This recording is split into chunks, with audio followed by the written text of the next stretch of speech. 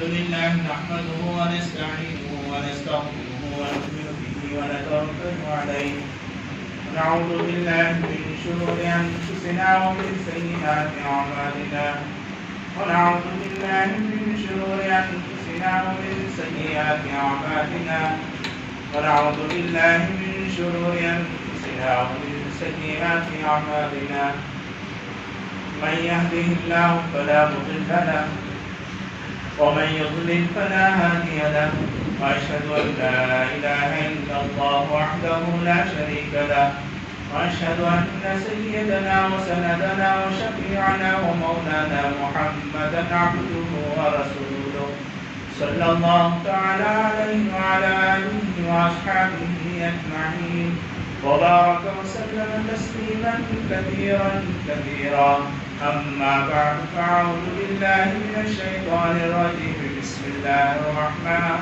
الرحيم قل يا عبادي الذين أسرفوا على أنفسهم لا تقنطوا من رحمة الله إن الله يغفر الذنوب جميعا إنه هو الغفور الرحيم وقال رسول الله صلى الله عليه وسلم التائب من الذنب كمن لا ذنب له وقال كل بني آدم خطاؤون وخير الخطائين التوابون وكما قال عليه الصلاة والسلام اللهم صل على محمد وعلى آل محمد كما صليت على إبراهيم وعلى آل إبراهيم إنك حميد مجيد اللهم بارك على محمد وعلى آل محمد كما باركت على إبراهيم وعلى آل إبراهيم إنك حميد مجيد رب اشرح لي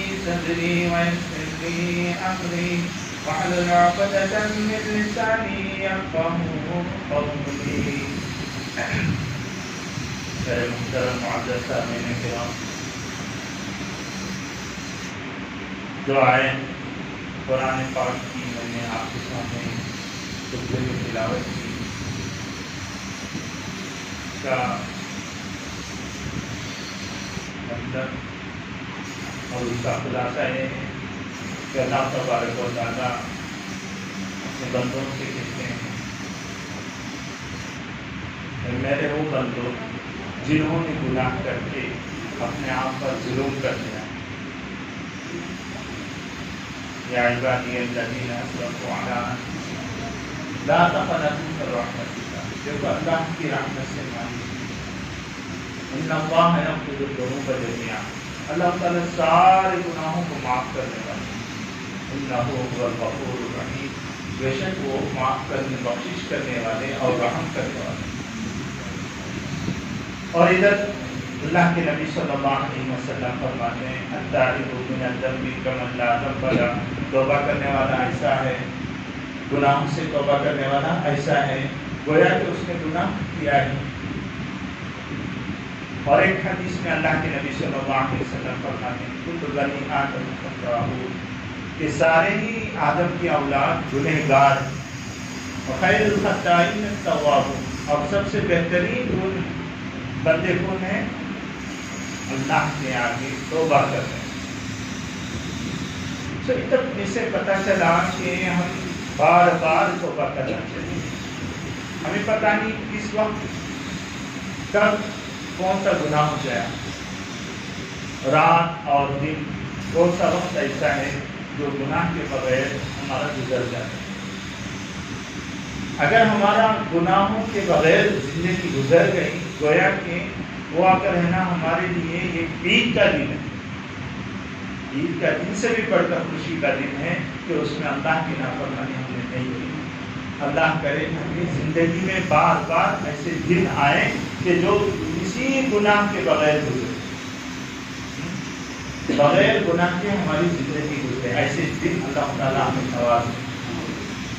میرے دوستو، اللہ کے نبی صلی اللہ علیہ وسلم اپنے امت کو بہت سارے اپنے امت کو بہت ساری باتیں بتائیں اور بتا کر رہنا امت کو دوزخ کے گڑھے سے بچا کر جنت کی طرف جانے کے بہت سارے راستے بتائیں۔ اور اللہ تبارک و تعالیٰ نے بھی امت محمدیہ پر بہت رحم و کرم کرنے والا پالنہار ہے، پروردگار۔ ہاں توبہ تو ہم کرتے ہیں ماشاءاللہ، توبہ کرنا سے کون بندہ ایسا ہوگا جو سوتے ہوئے توبہ نہیں کر دیتے؟ کیا معلوم آج سوئے گا جاگے گا نہیں جاگے گا، کس کو معلوم؟ سوتا ہے جائے گی قبر میں جاگے گا یا گھر میں جاگے گا، کس کو معلوم؟ قبر میں جاگے گا یا روم میں جاگے گا، کس کو معلوم؟ کہاں پہ جاگے گا، کس کو معلوم؟ بس اللہ ہی کو معلوم۔ اس لیے جو بندہ اللہ سے ڈرنے والا ہوتا نا، دن بھر کتنا بھی کر دے، رات میں سوتے ہوئے تھوڑا بہت دیکھ لیتا کہ میں نے آج یہ گناہ کر دیا، تو گناہ کے لیے 3 شرط، گناہ سے توبہ کرنے کے لیے 3 شرطیں۔ پہلی شرط یہ ہے کہ جو گناہ کر رہا تھا اس گناہ سے علیحدہ ہو جائے، جیسے جھوٹ بول رہا تھا یا غلط چیز دیکھ رہا تھا یا غلط سن رہا تھا یا غلط بول رہا تھا یا غلط چل رہا تھا، ان چیز کو چھوڑ دیں۔ سب سے پہلی شرط، کنڈیشنز۔ دوسری شرط کیا ہے؟ دوسری شرط یہ ہے کہ بندہ اس پر شرمندہ ہو، ہاں میں نے ایسا گناہ کر دیا، میں یہ نہیں کرنا تھا میں نے کر دیا، میں نے یہ نہیں کرنا تھا میں نے کر دیا، کیوں کیا ہوگا؟ یہ شرمندہ اپنے دل میں احساس بار بار یہ کرے، کیوں ایسا؟ اور تیسری شرط ہے کہ پھر اس کے بعد میں اب تو کر دیا ہوں، میں شرمندہ بھی ہوں، میں گناہوں سے بچ بھی گیا ہوں، شرمندہ بھی ہوں، اس کے بعد پھر زندگی میں کیسا بھی کیا بھی موقع ملے میں ہرگز یہ گناہ نہیں کروں۔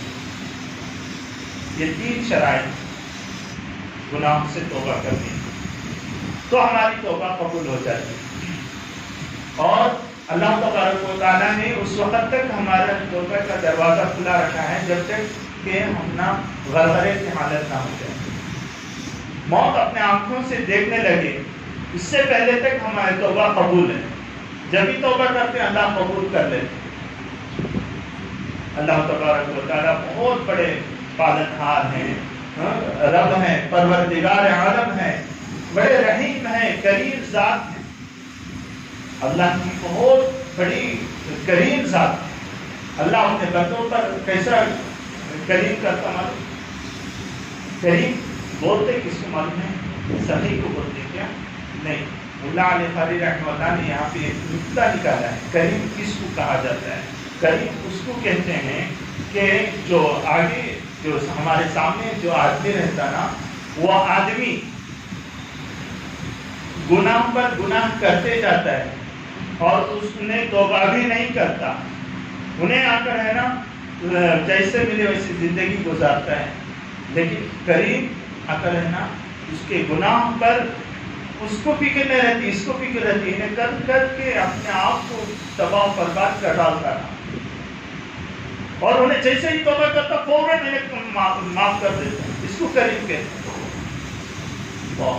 کیسی کریم ذات ہے میرے دوستو، اللہ سے بڑھ کر کوئی اور کیا ہو سکتا ہے؟ میں معمولی سی مثال دیتا ہوں، ہم نماز ہم جو پڑھتے ہیں نا، ہمیں معلوم ہے کیسی نماز ہے، ہمیں نماز میں ہر ایک وہ چیز یاد آ جاتی ہے جو نماز سے باہر کوئی چیز یاد نہیں آتی۔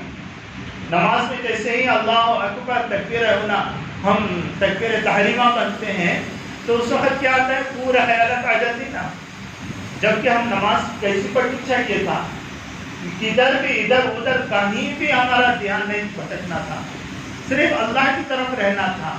اللہ کے نبی نے کیا فرمایا؟ مل احسان یا رسول اللہ، تو اللہ کے نبی نے کیا فرمایا؟ ان تعبد اللہ کانک تراہ فان لم تکن تراہ فانہ یراک، کہ تم اس طریقے سے عبادت کرنا کہ گویا کہ تم خود اللہ کو دیکھ رہے ہیں۔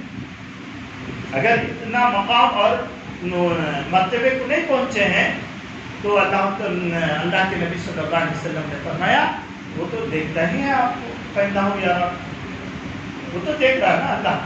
اب ہمیں دیکھو کام جہاں پہ ہم کر رہے ہوتے ہیں، کام تو کر رہے ہوتے ہیں، مالک ہمارے سامنے ہے، آرام سے ہم بہت اچھے سے کام کر رہے ہوتے ہیں، مالک ادھر ادھر ہوا تو ہمیں آ کر ہے نا کدھر بھی یہ کر لیتے ہیں۔ ہاں اگر وہاں کیمرہ ہے، کیمرہ سیٹنگ تڑکو ہے تو اور بھی اچھا کام کرتے ہیں، کیونکہ ہم پکڑے جائیں گے، ہمیں بتایا جائے گا کہ تم وہاں پہ کیمرہ پڑا ہوا ہے، تم جو کر رہے تھے یہ سب دیکھنے کا ایک ہمارے ذہن میں ایک بات آ گئی جس کی وجہ سے اچھے سے اچھا کریں۔ تو اسی طریقے سے ہم نماز بھی پڑھے نا تو سب سے بڑا مالک ہمارا رب العالمین، ہمارا رب، ہمارا خالق، ہمارا مالک ہمیں آ کر ہے نا دیکھ رہا ہے، تو کتنے دھیان کے ساتھ ہم نماز پڑھنا چاہیے۔ پھر بھی ہم نماز پڑھ کر چلے جاتے ہیں، نماز پڑھ کر کیسی بھی نماز ہم پڑھ کر چلے جاتے ہیں، ویسے تو نماز پوری دھیان کے ساتھ پڑھنا چاہیے۔ اللہ کرے کہ ہمیں آ کر ہے نا دھیان کے ساتھ پورے خوش و خضوع کے ساتھ نماز پڑھنا نصیب ہو۔ نماز ہم پڑھیں، لیکن ہم جو نماز ہم پڑھتے ہیں ابھی تک بھی، وہ نماز پڑھ کر بھی ہم چلے جاتے ہیں، تو نماز پڑھنے کے بعد دل میں ایک قسم کا سکون محسوس ہوتا ہے، سکون یہ ایک طرح کا محسوس ہوتا ہے۔ یہ کیا مطلب؟ یہ کریم ذات، اللہ کی کریم ذات ہے نا، ہم ایسے نماز پڑھ کر بھی، اتنی بگڑی ہوئی نماز پڑھ کر بھی اللہ تعالیٰ ہے نا قبول کر لیتے۔ اگر ہم اس کے دربار میں پورے دھیان کے ساتھ، پورے خوش و خضوع کے ساتھ نماز پڑھیں گے اور ہماری زندگی ویسے گزاریں گے تو اللہ کتنا خوش ہوں گے میرے دوست، ہے کہ نہیں؟ تو ہمیں آ کر ہے نا جو زندگی ہمیں اللہ تبارک و تعالیٰ نے دی ہے، یہ ہم زندگی اللہ تعالیٰ نے ہمیں اللہ کی عبادت کرنے کے لیے کی، اور ہم آ کر رہنا اس کو آ کر رہنا دوسری جگہ ہم یہ استعمال میں لاتے ہیں، جس کی وجہ سے ہماری زندگی دو بھر ہو گئی۔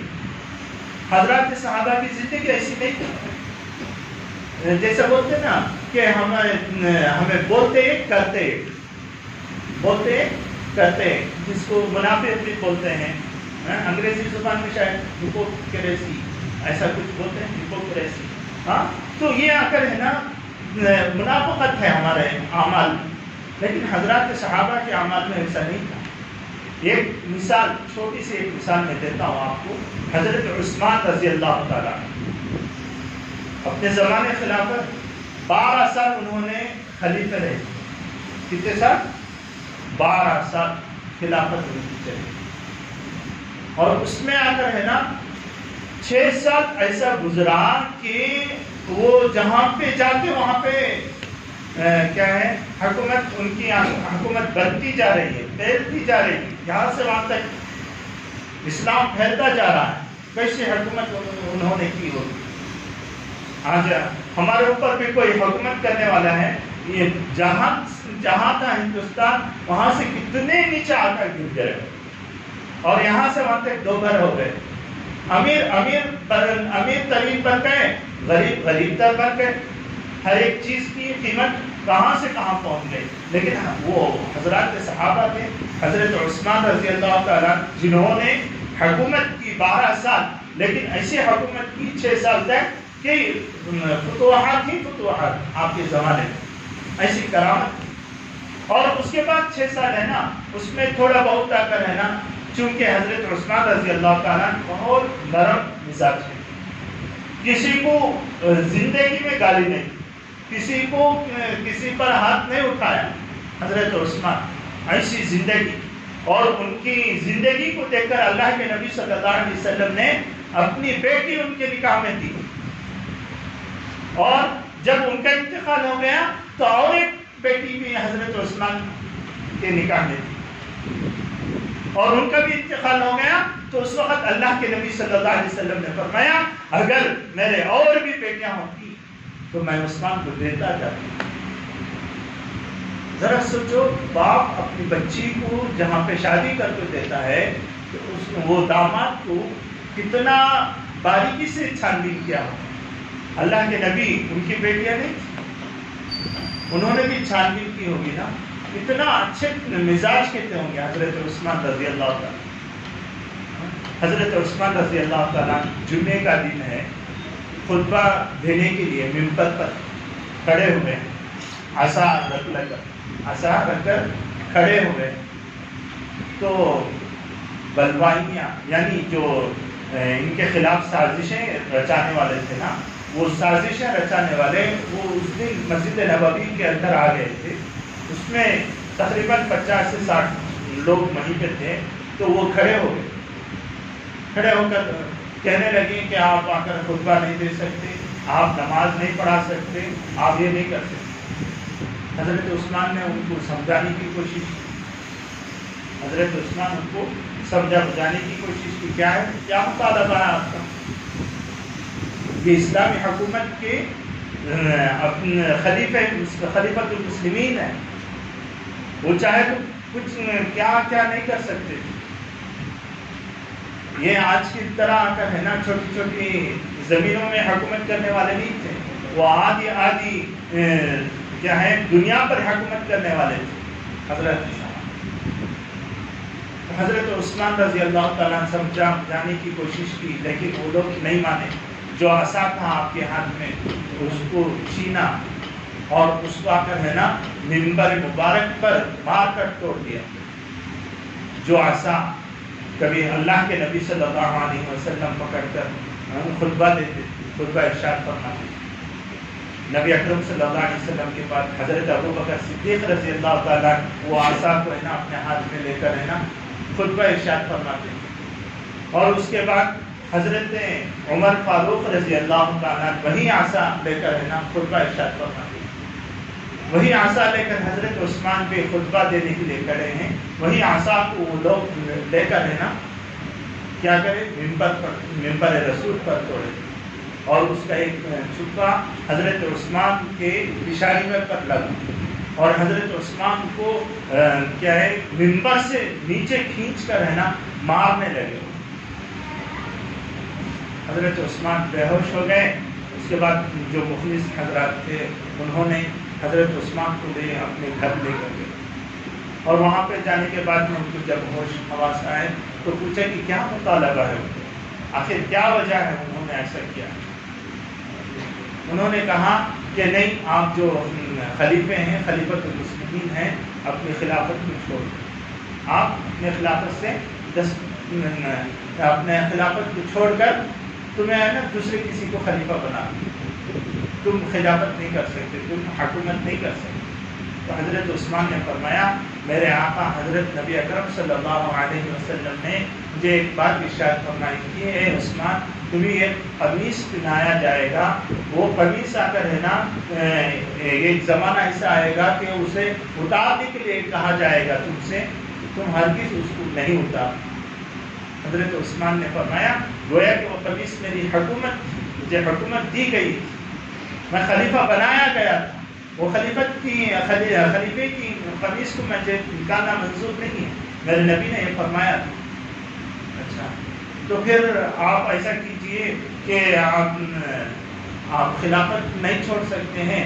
تو دوسرے صحابہ آ کر ہے نا کہنے لگے، حضرت علی وغیرہ تھے سامنے، تو انہوں نے کہا کہ آپ اجازت دیجئے، ہم مدینے میں جتنے لوگ ہیں، یہ جو لوگ یہاں پہ جمع ہوئے ہیں ویسے ہی 50-60 سے 150 تک جمع ہو گئے، تو ان لوگوں کو ختم کر دیں گے ہم۔ اللہ کے حضرت عثمان رضی اللہ تعالیٰ نے فرمایا نہیں، میری ذات کے خاطر یہ نبوی میں، یہ حرم نبوی میں، یہ حرم ہے، یہ معزز جگہ ہے، یہاں پہ خون کا خطرہ نہیں گرنا چاہیے میری وجہ سے، میری ذات کی وجہ سے، بلکہ ان کو سمجھا بجھا کر ہے نا ان کو بھیجا جائے۔ کتنے لوگ آج بھی ہم دیکھتے ہوں گے کہ ان کو کتنا بھی سمجھاؤ بجھاؤ کچھ بھی کرنے والے ہیں، ہاں ان کو ایک 2-4 تھپڑ رسید کر دو تو برابر آ جاتے ہیں۔ تو حضرات صحابہ بار بار تقاضا کرنے، حضرت عثمان اجازت نہیں دیتے، پرمیشن نہیں دیتے۔ حضرت عثمان فرماتے نہیں، اللہ کے نبی نے فرمایا تھا کہ یہ جو اللہ کا مقبوض بندہ ہوگا جو یہاں پہ آ کر ہے نا خون جاری کرے، تو میں وہ پہلا ہاتھ نہیں بننا چاہتا، حضرت عثمان نے فرمایا۔ اور اس کے بعد آ کر ہے نا حضرت عثمان رضی اللہ تعالیٰ کے گھر کو گھیرا ڈال لیا انہوں نے، جو بلوائیاں تھیں ان کو اور طاقت ملی کہ یہ تو نرم مزاج کے ہیں، یہ ہمیں کچھ نہیں کر سکتے، ہمیں کچھ بھی کر سکتے، دانا پانی بند کر دیا۔ کتنا، 1 دن 2 دن نہیں میرے دوستوں، 40 دن تک دانا پانی سے دانے کے لیے ترس گئے، قطرہ پانی کے لیے ترس گئے۔ ایک بار حضرت عثمان نے انہوں نے آواز لگائی حضرت علی کو پہنچا دو کہ حضرت علی کو بلاؤ. حضرت علی وہ گھر کے باہر کھڑے ہو کر حضرت عثمان گھر کے دیوار کے اوپر میں کھڑے ہو کر کہنے لگے حضرت علی ہیں تم میں موجود. حضرت علی ہیں. پوچھا گیا کہ بتاؤ کہ ایک زمانے میں مدینے میں پانی کی تنگی تھی, اس وقت وہ کنواں کس نے خرید کر رہنا مسلمان کے لیے وقت کیا؟ حضرت علی نے فرمایا آپ کیا اس پانی سے مجھے روکتے ہیں؟ اس پانی سے مجھے روکتے ہیں جس پانی کو میں نے خرید کر مسلمانوں کے لیے وقت کیا. کتنا ظلم ہوا ہوگا حضرت عثمان پر. خالی سنتے ہیں, ہم بولتے ہیں اور سنتے ہی, لیکن ہمارے دل میں ایک قسم کا اثر شروع ہو جاتا ہے. ہاں, جو چیز انہوں نے مسلمانوں کے لیے وقت کی تھی اسی چیز کو ان پر آ کر ہے نا تنگ کر دیا گیا. اور حضرت علی سے بھی پوچھا غزوہ تبوک کے موقع پر میں نے 900 اونٹ سامانوں سے بھرا نہیں دیا تھا اور 100 گھوڑے سامانوں کے ساتھ نہیں دیا تھا اور 5 کلو سونا غزوہ تبوک کے موقع پر میں نے نہیں دیا تھا. اللہ کے نبی نے کیا نہیں بتائے تھے میرے بارے میں, کتنا خوش ہو کر دعائیں دی نبی اکرم صلی اللہ علیہ وسلم. حضرت علی نے فرمایا ہاں, آج کے بعد عثمان کا کوئی عمل کبھی اگر ہے نا ان کا یہ گناہ اب جو کریں ہیں وہ اس کے بعد میں کریں گے, سارے کے سارے گناہ معاف ہو جائیں گے, کسی عمل پر ان کی پکڑ نہیں ہوگی. اللہ کے نبی نے فرمایا حضرت عثمان کو اس موقع پر غزوہ تبوک کے موقع پر جب انہوں نے کیا اور یہ بھی فرمایا کیا بھائی مدینے میں جب نماز پڑھنے کے لیے مسجد نبوی تنگ ہو گئی تو آزو بازو کے جو گھران تھے کس نے خرید کر مسجد کے لیے وقف کی؟ سب نے کہا حضرت آپ ہی تو کی, اور اس مسجد میں مجھے نماز پڑھنے سے روکا جا رہا ہے. آخر کس وجہ سے آپ قتل کر رہے ہیں؟ آپ مجھے 3 وجہ سے قتل کیا جاتا ہے کسی مسلمان کو. یہ ہے کہ وہ اسلام سے پھر جائے, مرتد ہو جائے. حضرت عثمان فرمانے لگے میں مرتد نہیں ہوں, اگر آپ اپنے خیال میں مرتد سمجھتے ہیں تو میں تمہارے سامنے کلمہ پڑھتا ہوں اشہد ان لا الہ الا اللہ واشہد ان محمدا عبدہ ورسولہ, آپ گواہ رہنا. یا نہیں تو کوئی آدمی شادی شدہ ہے اور زنا کا مرتکب ہو تو اس کو مارا جاتا ہے, لیکن میں تو کبھی زمانے جاہلیت میں بھی میں نے کیا نہیں, میں تو اب مسلمان ہوں, میں کیسے کر سکتا ہوں. اور اسی طریقے سے تیسرا یہ ہے کہ کسی کو قتل کرنا ہے تو وہ کسی کو قتل کیا ہو, قصاص کے بدلے مارا جاتا ہے. میں کس کو مارا ہوں؟ میں ایک تھپڑ تک کسی کو رسید نہیں کیا, میں نے اپنی منہ سے کسی کو غلط سلط بھی نہیں بولا. حضرت عثمان کہنے لگے, پھر بھی وہ لوگ نہیں مانے, ان کا دل ابھی نرم نہیں پڑا. اور عصر کا وقت تھا, حضرت عثمان رضی اللہ تعالیٰ عنہ اپنی بیوی نائلہ سے کہنے لگے کہ جو پائجامہ میں نے رکھا ہے مجھے وہ پہنا دو, مجھے پہننا ہے. پہلے زمانے میں لوگ پائجامہ نہیں پہنتے تھے, لنگی ٹائپ کا پہنتے تھے. تو حضرت عثمان نے اس کو پہن لیا اور کہنے لگے کہ اللہ کے نبی صلی اللہ علیہ وسلم حضرت ابو بکر و عمر رضی اللہ تعالیٰ عنہ آئے تھے, وہ کہنے لگے کہ آپ ہمارے پاس آ کر رہنا افطار کیجیے, تو مجھے لگتا ہے کہ میں شاید میں وہاں پہ افطار کروں.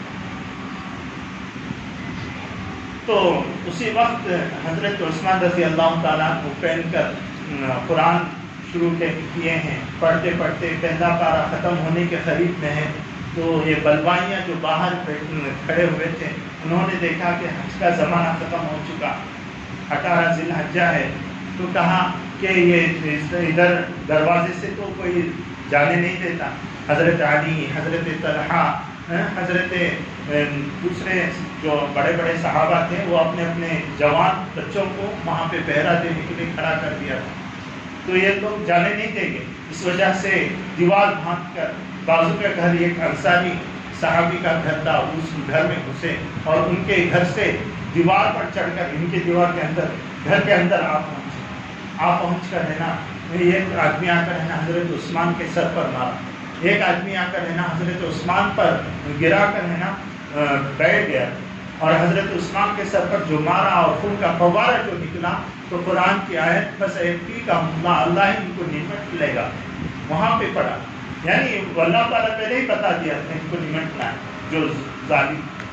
اور حضرت عثمان رضی اللہ تعالیٰ کو ان کی بیوی حضرت نائلہ آ کر بچانے لگی اور ہاتھ دینے لگی، تو حضرت نائلہ کے 4 انگلیاں بھی کٹ گئے اور حضرت عثمان کو شہید کر دیا گیا۔ عصر کا بعد کا وقت تھا، تو اور باہر کسی کو معلوم ہی نہیں ہے کہ ایسا ہو رہا، اور تقریباً 2 دن تک حضرت عثمان کی لاش گھر میں پڑی ہوئی۔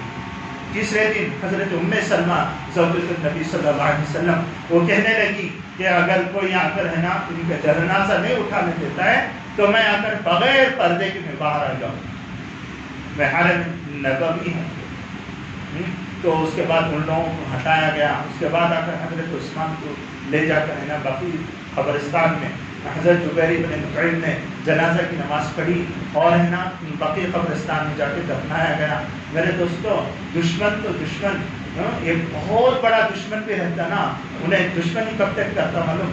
اپنے جسم میں جان رہے تک ہی ہمارے سے انہیں دشمنی کرتا ہے، اور جیسے ہی جان چلے جاتی ہے تو دشمن بھی ہے نا کپڑا اٹھا کر ہے نا رو پڑتا ہے، پڑتا نہیں پڑتا، ہم دیکھتے ہیں نا۔ لیکن حضرت عثمان کے چہرہ مبارک اٹھا کر ایک دن ایک آدمی نے تھپڑ رسید کیا، اور اتنا ہی نہیں، جب میت لے کر جانے لگے تو حضرت عثمان کے میت پر جنازے پر پتھر پھینکا گیا۔ اللہ اکبر! یہ سب کیا تھا؟ ظلم، یہ ظلم پہ ظلم، ظلم پہ ظلم کرتے جا رہے لوگ۔ تو آخر یہ کیوں ہوا کہ حضرت نبی اکرم صلی اللہ علیہ وسلم کی ایک بات پر عمل کرنے کے لیے ان کی خلافت بھی چھینی گئی، ان پر ظلم و ستم بھی کیا گیا، اور یہاں تک کہ وہ شہید بھی ہو چکے صرف حضرت نبی اکرم صلی اللہ علیہ وسلم کے ایک بول پر۔ آج ہم کتنے بولوں کے خلاف کرتے ہیں بتائیں؟ آج ہمارے اعمال میں کتنی منافقت ہے، آج ہمارے اعمال میں ہم بولتے ایک ہیں کرتے ایک ہیں۔ آج ہمارا اعمال کیسے ہیں؟ من عالم کے من دانم، میں وہ ہوں کہ میں جو جانتا ہوں، مجھے معلوم ہے کہ میں کتنا گھٹیا انسان۔ دوسروں کے سامنے ہم اچھے سے بن کر رہتے ہیں، اللہ کرے کہ ایسے ہی یہاں کا رہنا ہمارا باطن بھی بن جائے۔ لیکن میرے دوستو ذرا سوچنے کی بات ہے، اللہ کے نبی صلی اللہ علیہ وسلم کی ایک بات پر ہے نا حضرات صحابہ مٹ جاتے تھے، مر جاتے تھے۔ آج ہم نبی اکرم صلی اللہ علیہ وسلم کے سنتوں کے کتنا خلاف کر رہے ہیں۔ ہمارے گھر ہے نا نبی اکرم صلی اللہ علیہ وسلم کی سنتوں کے مردے خانہ بن چکے، جتنے بھی سنتیں ہیں پورے کے پورے مردے خانہ بن چکے۔ ہاں میرے دوستو، یہ کہنے کا مقصد، یہ سنانے کا مقصد یہ نہیں کہ ہمیں آ کر ہے نا ایک صحابی کا جو رول تھا وہ بتائیں، ہاں وہ تو رول تھا ہی، لیکن یہ آ کر ہمیں عمل بھی کرنا ہے۔ زندگی دی ہے اللہ تعالیٰ تو ہمیں عمل بھی کرنا چاہیے۔ اللہ تبارک و تعالیٰ ہم سب کو کہنے سننے سے پڑھ کر عمل کرنے کی توفیق نصیب فرمائے۔ آمین۔ وآخر دعوانا الحمدللہ۔